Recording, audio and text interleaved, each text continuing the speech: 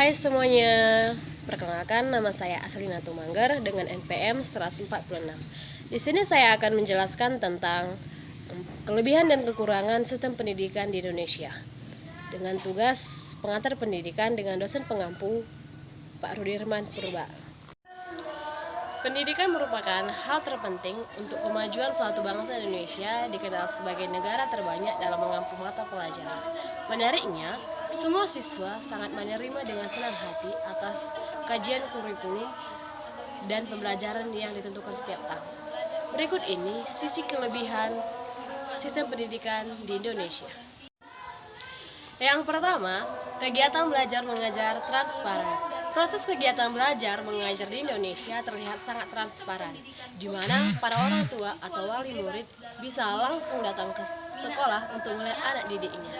Selama jam belajar, secara umum hal tersebut hanya berlaku untuk tingkat taman kanak-kanak atau TK dan sekolah dasar atau SD. Sementara pada tingkat kelanjutan, mereka hanya diperbolehkan melakukan pemantauan jarak jauh. Yang kedua, sistem pendidikan transparansi. Setiap orang berhak untuk melakukan pengawasan pendidikan, sehingga Indonesia menerapkan proses belajar bersama.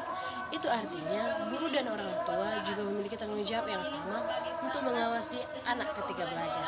Yang ketiga, biaya sekolah yang cukup terjangkau dibandingkan dengan negara lain. Pendidikan di Indonesia bisa dibilang cukup terjangkau.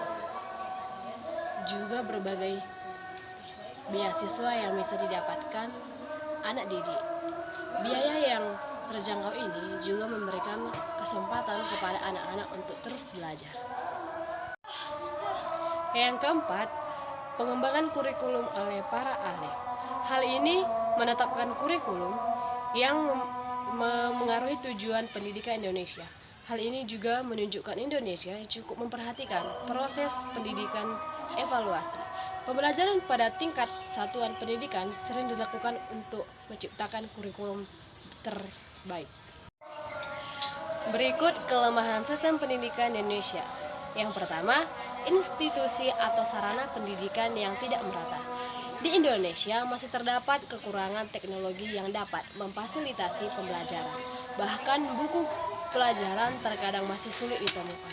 Selain itu, masih banyak sekolah yang bangunannya rusak, terutama sekolah yang berada di pelosok atau desa terpencil.